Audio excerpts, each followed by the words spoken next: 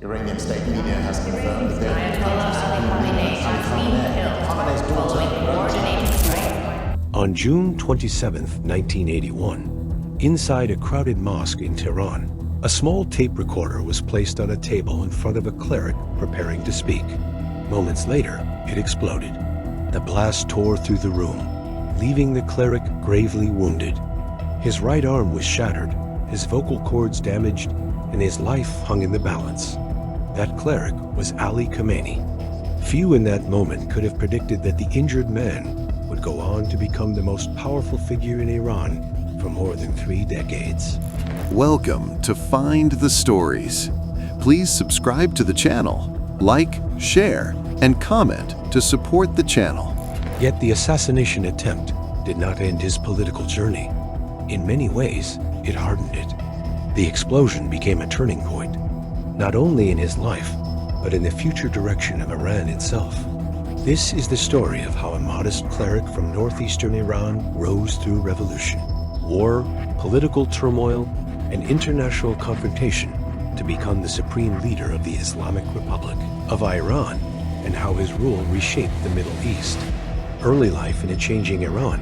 Ali Khamenei was born in 1939 in the holy city of Mashhad, one of the most important religious centers in Shia Islam. His father was a respected cleric, and the family lived a simple, religiously devoted life. Though not wealthy, they were deeply embedded in the clerical tradition that shaped Iranian society for centuries. At the time of his birth, Iran was ruled by the Pahlavi monarchy. The country was undergoing modernization, secular reforms, and closer alignment with Western powers. By the time Khamenei reached adolescence, the throne was occupied by Mohammad Reza Pahlavi, whose reign would profoundly shape the political climate of Khamenei's youth. The Shah pursued rapid modernization through land reforms, industrial expansion, and expanded rights for women. Known as the White Revolution, these reforms aimed to transform Iran into a modern, Western-aligned state. But they also alienated powerful religious institutions, traditional merchants, and segments of the rural population.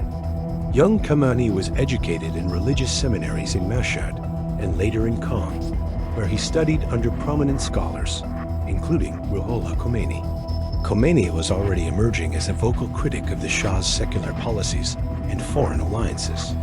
It was in Qom that Khomeini absorbed the revolutionary ideas that would define his life. The belief that Islam should not merely guide personal faith, but govern society and the state. By the 1960s, Iran was becoming increasingly polarized. The Shah's security apparatus cracked down on dissent, particularly from religious figures. Khomeini was arrested and later exiled, but his message continued to spread. Khamenei became an active participant in underground opposition networks. He delivered sermons criticizing the regime, translated revolutionary Islamic writings, and helped circulate political literature. These activities brought him under surveillance. Over the years, he was arrested multiple times. He spent months in detention, including periods of solitary confinement. His family endured hardship during these imprisonments. Yet rather than silencing him, the repression strengthened his commitment to the revolutionary cause. Throughout the 1970s, opposition to the Shah intensified. Economic inequality, political repression, and perceptions of cultural westernization fueled mass protests. Diverse groups, from religious clerics to leftist organizations, found common cause in opposing the monarchy. In early 1979, the Shah fled Iran amid massive demonstrations. Weeks later, Khomeini returned from exile to a hero's welcome. The monarchy collapsed, and a new political order began to take shape. The revolution was not a single ideological movement. It was a coalition of Islamists, secular reformers, nationalists, and leftists. But over time, the religious leadership consolidated control. The new system placed ultimate authority in the hands of a supreme leader, a jurist tasked with safeguarding the Islamic character of the state. Khamenei quickly became part of the emerging leadership. He joined the Islamic Republican Party and served in key roles within the revolutionary framework. His loyalty to Khomeini and his revolutionary credentials elevated his standing. Yet the early years of the new republic were anything but stable. In September 1980, neighboring Iraq, led by Saddam Hussein, invaded Iran, fearing the spread of revolutionary ideology.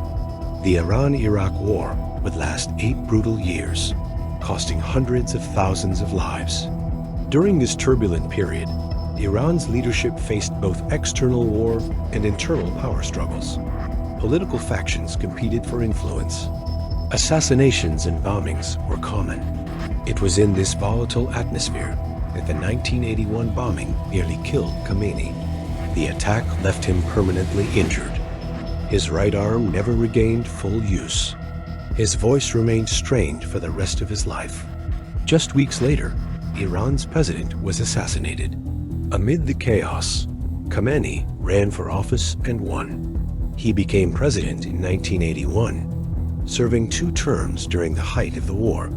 Though the presidency in Iran operates under the authority of the supreme leader, Khomeini's tenure allowed him to build networks, consolidate influence, and gain executive experience. In 1989, Khomeini died after a decade in power. His passing created uncertainty. No single figure possessed his religious stature or revolutionary authority. The decision fell to the Assembly of Experts, a clerical council tasked with selecting the next supreme leader. After intense deliberations, they chose Khomeini, a compromise candidate seen as politically reliable and ideologically consistent. At the time, some questioned his religious qualifications.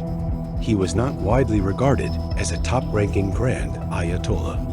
Yet political considerations outweighed scholarly hierarchy. Thus began one of the longest political reigns in the modern Middle East.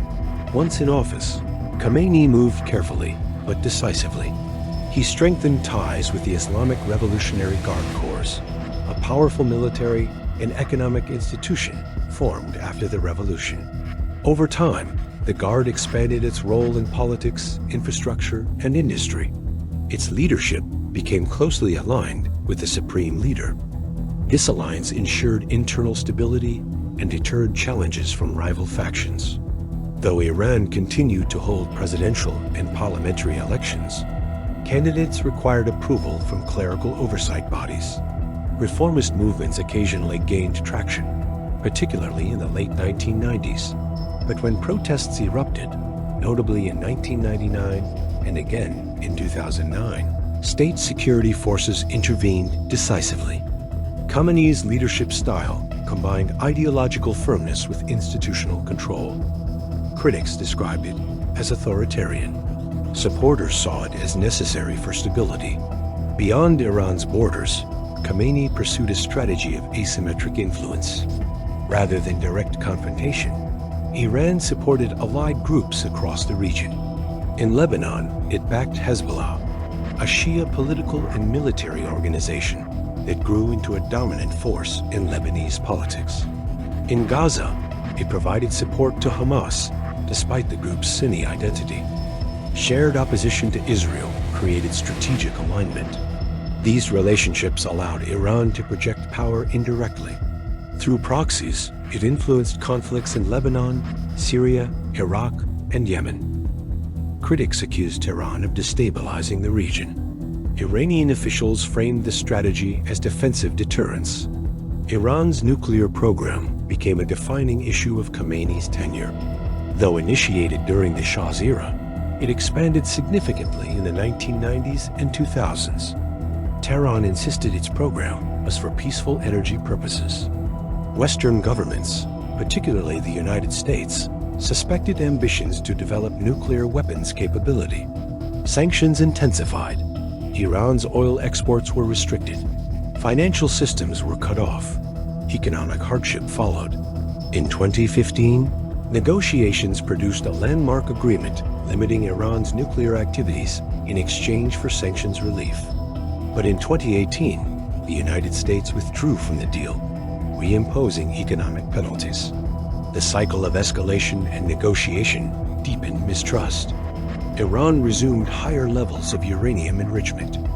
Tensions rose, Inside Iran, demographics shifted. A younger generation emerged, educated, digitally connected, and often frustrated by economic stagnation and social restrictions. Protests erupted periodically, triggered by economic grievances or social issues. The 2022 death of a young woman in morality police custody ignited widespread demonstrations. Security forces responded firmly. Internet restrictions were imposed. Arrests followed. Khomeini maintained that stability and independence required vigilance. Yet the generational divide widened. The regional landscape transformed dramatically during Khomeini's rule. The Cold War ended. The Soviet Union collapsed. The US invaded Afghanistan and Iraq. The Arab Spring shook governments across North Africa and the Levant. Iran navigated these upheavals cautiously. It expanded influence in post-2003 Iraq. It intervened in Syria to support the Assad government. It deepened ties with Russia and China. By the early 2020s, Iran appeared entrenched as a regional power, despite sanctions. Its network of alliances stretched across multiple borders. Yet confrontation with Israel intensified, particularly after major regional conflicts. Missile exchanges, covert operations, and cyber warfare became recurring features of the geopolitical landscape. Ali Khamenei led Iran from 1989 into the 2020s. His tenure spanned the end of the Cold War, the rise of the Internet age, and shifting global power balances. To supporters, he preserved Iran's sovereignty against external pressure. He strengthened scientific development and military deterrence. He maintained ideological continuity. To critics, his rule entrenched political repression, limited freedoms, and isolated Iran economically. They argue that decades of sanctions and confrontation constrained the country's potential. Few leaders in the modern era have governed for so long through such turbulent times. Ali Khamenei's life mirrors modern Iranian history. Monarchy, revolution, war, ideological struggle, and geopolitical rivalry. From a wounded cleric in a bombed mosque to one of the world's longest-serving rulers, his story is inseparable from the story of the Islamic Republic itself. Whether history ultimately judges him as guardian or gatekeeper, stabilizer or suppressor, will depend not only on his actions, but on what Iran becomes after him. On February 28, 2026, a major military campaign by the United States and Israel struck strategic sites across Iran. According to verified international reporting, Ayatollah Ali Khamenei, the supreme leader of Iran, was killed in the initial wave of strikes, marking the end of his 37-year rule. The strikes caused extensive damage around Tehran and drew global attention, raising concern over Iran's political future and regional stability.